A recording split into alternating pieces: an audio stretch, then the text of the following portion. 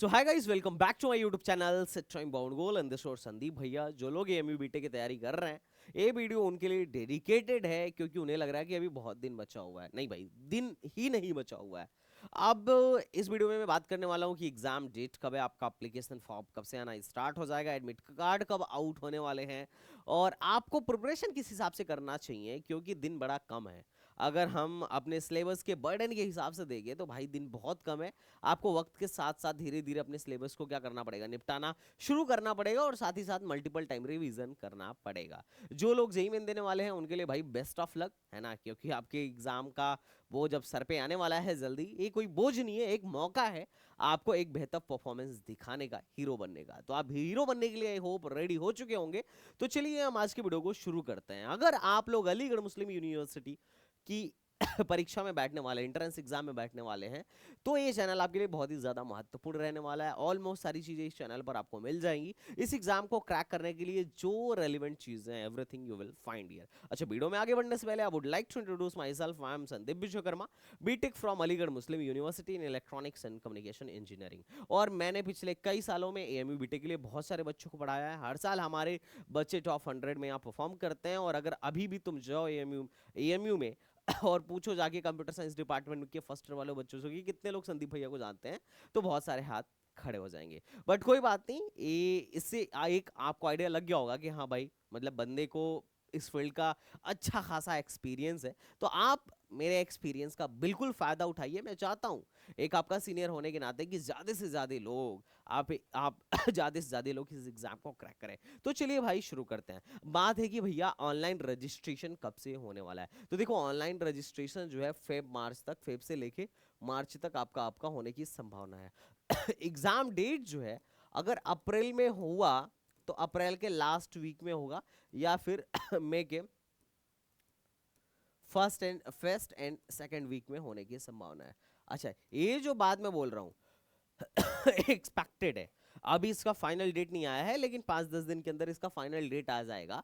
लेकिन हमें सिर्फ फाइनल डेट का इंतजार नहीं करना है कि फाइनल डेट आएगा तब पढ़ना स्टार्ट करेंगे, नहीं ऐसा नहीं करना। अपनी प्लानिंग जो बोल रहा हूँ इसी को मान के करिए, है ना। ये मिनिमम मैं बोल रहा हूँ कि अप्रैल के लास्ट तक, लास्ट से पहले शायद ही एग्जाम हो, है ना। अगर एमयू वालों का मूड घूम जाए तो हो भी सकता है।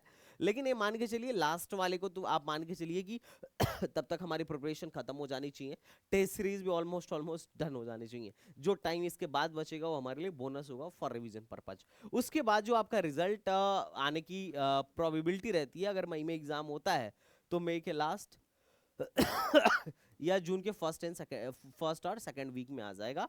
और आपकी जुलाई से काउंसलिंग स्टार्ट हो जाएगी और फिर आप जुलाई अगस्त तक अगस्त तक आप अपने कॉलेज में पहुंच जाओगे। तो ये आपका पूरा थ्रू द ईयर प्रोसेस रहने वाला है। और यही जो 4-5 महीना है आपके लिए बड़ा ही ज्यादा महत्वपूर्ण रहने वाला है अगर आप इस एग्जाम में बैठने वाले हैं तो। ठीक है, तो ये जो एग्जाम है, अगर इस एग्जाम के बारे में बात करूं तो चाहे डेट जो भी आए, मेरे हिसाब से आप मान के चलो 5 महीने से ज्यादा आपको टाइम नहीं मिलने वाला है। टोटल जो आपके पास दिन है लगभग लगभग 5 महीना है। और ऐसा आप कह सकते हो कि 150 के आसपास दिन है। तो 150 दिन है आपके पास, मोटा मोटी समझिएगा, थोड़ा सा 150 दिन है। और आपका जो सिलेबस है फिजिक्स केमिस्ट्री मैथ्स है, 11th का भी और 12th का भी। हालांकि जेई में बहुत सारा चैप्टर रिमूव हुआ है। जैसे अगर मैं चैप्टर्स की बात करूं तो मोटा मोटी 30 चैप्टर फिजिक्स में, 30 चैप्टर मैथ्स में और 29 चैप्टर केमिस्ट्री में सॉरी 30-31 चैप्टर केमिस्ट्री में और 29 चैप्टर मैथमेटिक्स में। हालांकि इसमें से बहुत सारे चैप्टर्स जेईई मेन में रिमूव हो चुके हैं। रीजन था, इस पे मैं ऑलरेडी एक वीडियो बना चुका हूं लेकिन इसमें क्या है, इसमें अगर मैं इस चैप्टर के रिमूव होने की बात अगर मैं करूं तो आपको मैं एक बात बताना चाहूंगा कि जो चीज अभी इस साल जेईई मेन ने रिमूव किया है, एनटीए वालों ने रिमूव किया है, ऑलरेडी एएमयू वालों ने पिछले साल रिमूव किया था। इस पे मैंने वीडियो भी बनाया था। लेकिन फिर बाद में हम लोग इसके कंफर्मेशन के लिए एएमयू में भी गए थे और हमने उनसे पूछा और उसके कुछ दिन बाद उन्होंने फिर से पुराना वाला सिलेबस अपलोड कर दिया। मतलब कुछ दिनों के लिए सिलेबस लास्ट ईयर एएमयू ने चेंज किया था, पर बाद में फिर से उसे अपडेट कर दिया गया और जो पहले सिलेबस हुआ करता था उसी को डाल दिया। और अभी तक वही सिलेबस वेबसाइट पे इनके पड़ा हुआ है। तो अगर मोटा मोटी माना जाए तो अभी तक इनका कोई निर्देश नहीं आया है कि इस बार सिलेबस रिड्यूस होने वाला है लाइक जेई की तरह। तो इसका मतलब क्या है, हमें अभी पुराने को ही मान के चलना है। हाँ, पॉसिबिलिटी बनती है कि इस साल ये लोग सिलेबस रिड्यूस कर दें पर इनके तरफ से अभी ऐसा कुछ इन्फॉर्मेशन आया नहीं है तो आप अपनी तरफ से इसको मान के मत चलिएगा। अगर जैसे ही कुछ आता है इन्फॉर्मेशन की, हाँ जेईई मेन ने जैसे सिलेबस रिड्यूस किया वैसे हम भी कर रहे हैं, अगर ये लोग सच में सिलेबस रिड्यूस करेंगे तो मैं आपको आके यहाँ पे इन्फॉर्मेशन दे दूंगा, ताकि आप भी चाहें तो रेगुलरली वेबसाइट पे विजिट कर सकते हैं, अदरवाइज आप हमारे भी भरोसे बैठ सकते हैं। Definitely I would like to help you. Okay तो अगर मैं अभी के हिसाब से टोटल चैप्टर्स की बात करूं तो दैट इज 89, लगभग 89 से 90 चैप्टर्स आपको हैं, और आपके पास 100-150 दिन है। आपको क्या करना है, इसमें सिलेबस कंप्लीट भी करना है, उसे रिवाइज भी करना है, और टेस्ट भी देना है। आपको लगता है कि आप डेढ़ से दो 1.5 से 2 दिन में एक चैप्टर कर लोगे? ईमानदारी से सोचना आप, आपको लगता है? हाँ नो डाउट बहुत सारे चैप्टर ऐसे हैं कि बहुत छोटे भी हैं, बहुत सारे चैप्टर ऐसे हैं जिन पे पूरी की पूरी महाभारत हो सकती है। एनएलएम एक एक महीना तक पढ़ाते हैं हम लोग, centre of mass rotation, electrostatics, ये तो बहुत बड़े बड़े चैप्टर है ना, 10-10 लेक्चर इन्हीं में लगते हैं, तो इस पे तो पूरा महाभारत हो जाए ऐसा है। इतने चैप्टर्स हैं। मैथ्स में पूरा कोनिक सेक्शन, मतलब स्ट्रेट लाइन से लेके पैराबोला तक की पूरे एक महीने की कहानी चलती है। कैलकुलस मतलब अपना limit, continuity, differentiability, differentiation, integration, AOD, और फिर उसके बाद है एप्लीकेशन ऑफ इंटीग्रेशन। ये पूरे एक महीना से ज्यादा तक की कहानी चलाती है, 1.5-2 महीना टीचर लेते हैं एलजेब्रा में काफी टाइम लगता है, वेक्टर और 3D भले छोटा टॉपिक हो लेकिन ये भी टाइम टेकिंग टॉपिक है। आपको लगता है आप इन सारे चैप्टर्स को 1.5-2 दिन में निपटा दोगे? Is it possible for you? बहुत सारे लोग कहेंगे सर मैंने पहले से पढ़ रखा है, पॉसिबल है। बहुत सारे लोग कहेंगे सर मुझे तो बस रिवीजन करना है, और आप में से 60% लोग ऐसा सोच रहे होंगे कि भैया मेरा तो इसमें से भी कुछ तैयार ही नहीं है। तो अगर तैयार नहीं है तो तुम तो बहुत पीछे हो, है ना? तुम्हें लग रहा है कि तुम 2 दिन में एक चैप्टर कर लोगे, 1.5-2 दिन में एक चैप्टर कर लोगे? सिर्फ चैप्टर ही नहीं करना है, उसे रिवाइज भी करना होगा ना, बिकॉज बिना रिवीजन के किसका सिलेक्शन होता है भाई? बिना रिवीजन का सुना है किसी का सिलेक्शन हो रहा हो? प्रॉब्लम होती है यार, जब तक रिवाइज नहीं करोगे वो भूल जाएगा, जब भूल जाएगा तो पढ़ने का मतलब क्या हुआ, है ना? हमें एग्जाम के टाइम पे खुद को अपडेटेड करके रखना होता है, रिफ्रेश करके रखना होता है, बार बार ब्रश अप करना पड़ता है कि मैंने ये 2 महीने पहले चीज पढ़ी थी वो मुझे अभी याद है कि नहीं मैंने 1 साल पहले पढ़ा था मुझे याद है कि नहीं, क्योंकि याद है तो ही एग्जाम में काम आएगा, याद नहीं है तो तुम भले पढ़ लिए हो उसका क्या मतलब, जब अंत समय काम ही नहीं आए तो, है ना? तुमने ब्रह्मास्त्र सीख लिया और युद्ध में जाके ब्रह्मास्त्र चलाना ही भूल गए, तो कौन से तुम बड़े धनुर्धारी कहलाओगे भाई, है ना? तो वही सेम तुम्हारे साथ भी हो सकता है अगर बार बार रिवीजन नहीं करोगे तो इसका मतलब ये है कि तुम ऑलरेडी लेट चल रहे हो, है ना? तो अगर तुम्हें लग रहा है कि भैया मैं तो लेट हो गया हूँ, तो इसमें डरने की बात नहीं है, इसके भी कुछ सॉल्यूशंस है। और अगर तुम्हें लग रहा है कि नहीं भैया मैं कर लिया हूँ मुझे रिवीजन करना है, तो भाई उसके लिए मैं तुम्हें उसके लिए कुछ एडवाइस देना जरूर चाहूंगा अच्छा एक और ड्रॉबैक है, अगर मैं एएमयू की बात करूं तो एएमयू में अगर तुम एक्सटर्नल हो तो बड़ा दिक्कत होने वाला है, एक्सटर्नल बच्चे के लिए बड़ा प्रॉब्लम होने वाला है। जैसे फॉर एग्जांपल क्या, क्योंकि भाई साहब 50% सीट तो इंटरनल वालों के लिए रिजर्व्ड है। यही नहीं, अभी और सुनिए, सीए और सीए की कैटेगरी भी होती है तो कुछ सीटें इनके लिए भी रिजर्व्ड हैं, है ना? और बाकी जो सीट बचती है उसमें ही एक्सटर्नल वाले बच्चों को एडमिशन मिलता है तो सीटें तो बहुत ज्यादा है नहीं, है ना? बहुत सारे फॉर्म्स गिरते हैं, और साथ ही साथ 50% से ज्यादा सीट तो ऑलरेडी रिजर्व्ड है। सीए मतलब चाइल्ड ऑफ एलुमिनाई और सी मतलब चाइल्ड ऑफ एम्प्लॉय। तो जब सीटें रिजर्व्ड हैं तो भाई साहब ऑब्वियस सी बात है तुम्हारा कंपटीशन तगड़ा रहने वाला है अगर आप एक्सटर्नल हो तो। लेकिन इसके लिए डरना नहीं है अभी भी होप रहता है हमारे पास, हम कर सकते हैं अगर हमारे अंदर मेहनत और लगन हो तो, कोई बड़ी प्रॉब्लम वाली बात नहीं है। अब इसका सोल्यूशन क्या है साहब, क्या करें? तो देखो 2 तरीके के लोग होंगे यहाँ कुछ लोग जेई के लिए प्रिपरेशन कर रहे होंगे जिनके कॉन्सेप्ट्स अच्छे होंगे, और कुछ लोग ऐसे होंगे जो सिर्फ एमयू या किसी और एग्जाम के लिए जैसे डब्ल्यूबीजेई, एमएसटी, सीईटी या बिटसेट वगैरह की तैयारी कर रहे होंगे, जिन्हें लग रहा होगा कि भैया मैं आईआईटी जेई नहीं कर पा रहा हूँ, आईआईटी जेई मुझसे नहीं हो पा रहा है तो मैं ही कर रहा हूँ। देखो मैं कभी नहीं कहता कि अगर आईआईटी जेई नहीं हो पा रहा है तो तुम किसी काम लायक नहीं हो, ऐसा कुछ भी नहीं है, है ना? हर इंसान का एक लेवल होता है, हर इंसान की अपनी प्रिपरेशन होती है। क्योंकि बहुत सारे ऐसे लोग हैं ना, बहुत सारे ऐसे लोग हैं जो कक्षा 9 से स्टार्ट कर देते हैं आईआईटी जेई की प्रिपरेशन, और बहुत सारे मतलब बहुत सारी ऐसी फैमिली है, कोटा में जाके देखो 6 में भेजी हुई है रेजिडेंस सेलन में, और बहुत सारी ऐसी फैमिली है जिसका बच्चा अगर 12th कर ले रहा है ना तब तक उन्हें पता नहीं है और ना ही बच्चे को पता है कि करना क्या है।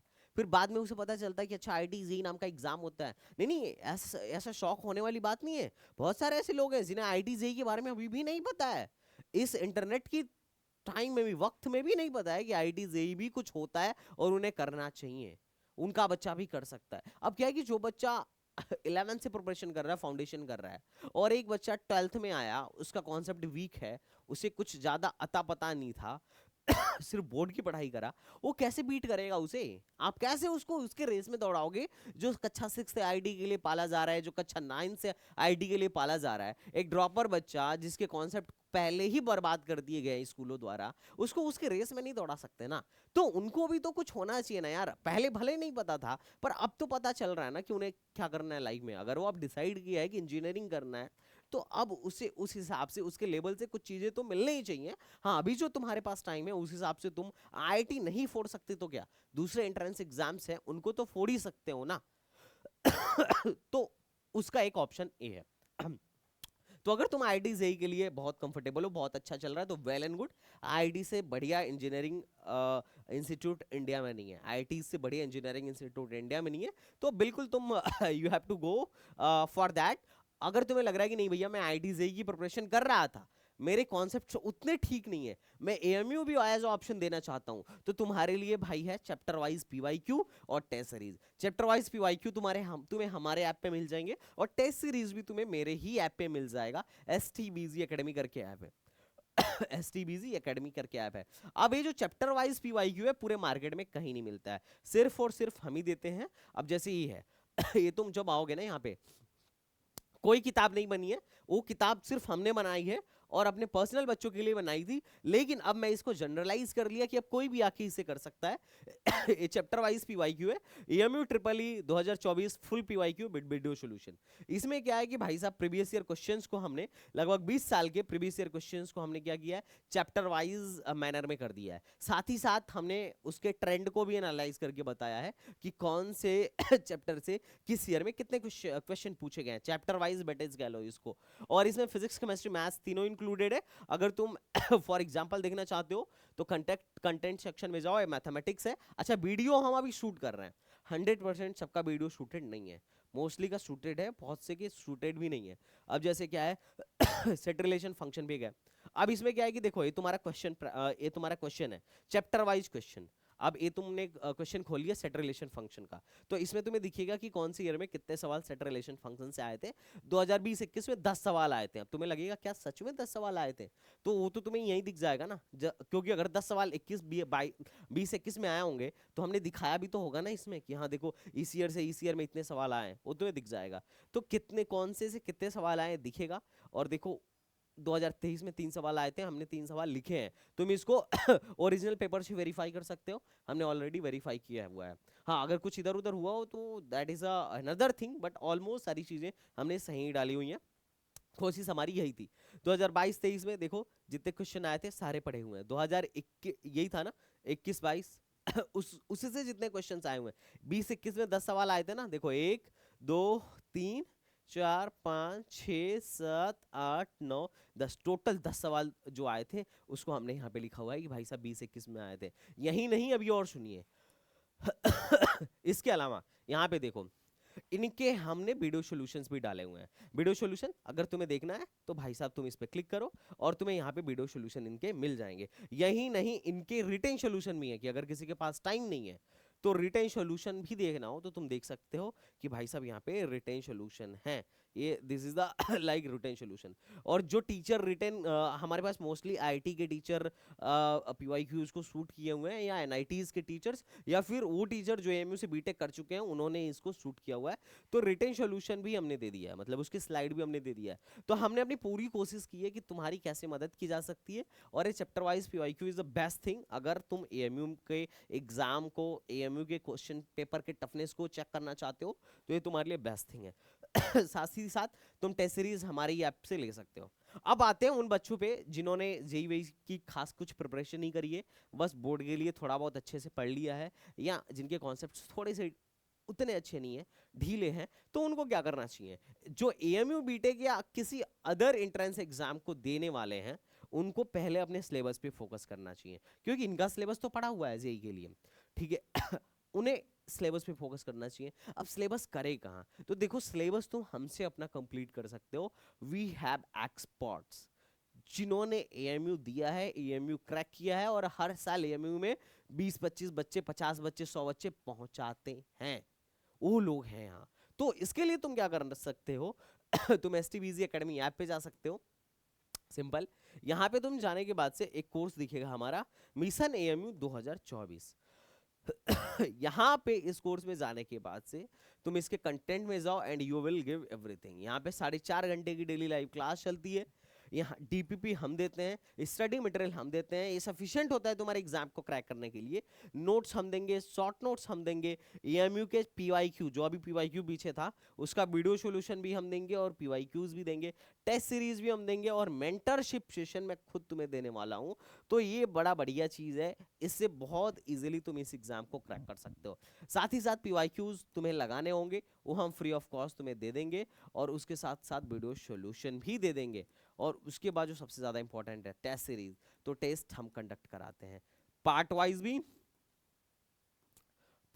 भी और फुल सिलेबस भी। अच्छा, इसमें तो अब कुछ बच्चे ऐसे होंगे ना जिनका बड़ा ऐसा रहा होगा, बड़ा वीक सा सेशन रहा होगा कि भैया मुझे तो कुछ नहीं आता, मैं क्या करूं।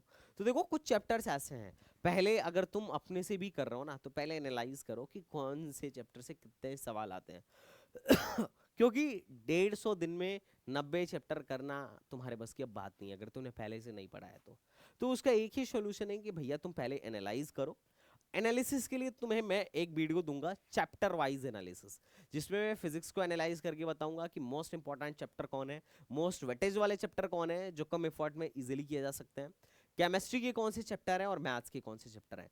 क्योंकि एक्सटर्नल को एमयू क्रैक करने के लिए 50 से 55 नंबर चाहिए, और तुम इजी और मोस्ट वेटेज वाले चैप्टर्स को भी करके ये 50 से 55 लेके आ सकते हो, अगर तुम स्मार्ट वर्क करो तो, है ना। लेकिन अगर तुम्हें टॉप करना है या अच्छे मार्क्स लेके आने हैं, तो भाई तो मैं तो हमेशा सिलेबस अपना कंटेंट तुम्हें सजेस्ट करूंगा कि भाई तुम हमारा कंटेंट लो, उससे इजीली अच्छे मार्क्स आ जाएंगे अगर तुम वीक स्टूडेंट हो तो भी। और प्राइस तो ऑलरेडी बहुत कम है, 7000 प्राइस है हमारे कोर्स की, जो कि मिनिमल है पूरे अलीगढ़ में। और हम जैसा तुम्हें दे रहे हैं ना यहाँ, पूरे अलीगढ़ में शायद ही कोई होगा जो एमयू के लिए डेडिकेटेड रूप से तुम्हें देता होगा। वी आर ओनली वन जो बेस्ट फैकल्टी के साथ साथ बेस्ट कंटेंट तुम्हें प्रोवाइड कराएंगे। तो अगर एमयू बीटेक क्रैक करना है तो this is a very easy, you can easily join our course and you can easily join our course and you can start your study with us, and definitely अगर तुम हमें follow किए तो बहुत हद तक चांस है कि तुम्हारा इजीली सिलेक्शन हो जाएगा। ये कोई बहुत बड़ा पार्ट नहीं होगा, बहुत कोई टेंशन वाली बात नहीं होगी, लेकिन फिर भी तुम इस बात को बड़ा गौर में रखना कि तुम्हारे पास ज्यादा वक्त नहीं है, वक्त बहुत कम है ना। कहीं ऐसा ना हो कि तुम 2 महीने 3 महीने पहले और सोचो कि भैया मेरा एग्जाम क्रैक करवा दो, मुझे आता तो कुछ नहीं है पर मैं करना चाहता हूँ, तो बड़ा ही ज्यादा क्रिटिकल सिचुएशन होगा तुम्हारे लिए। बट कोई बात नहीं, चलो देखते हैं कि तुम में से कितने लोग को एक्चुअली आइडिया लग गया, एक्चुअली समझ में आ गया कि तुम्हें अब करना क्या है। बाकी तो सब कुछ तुम्हारे हाथ में। तो चलो मिलते हैं नेक्स्ट वीडियो में, तब तक के लिए बाय बाय, टाटा एंड जय हिंद।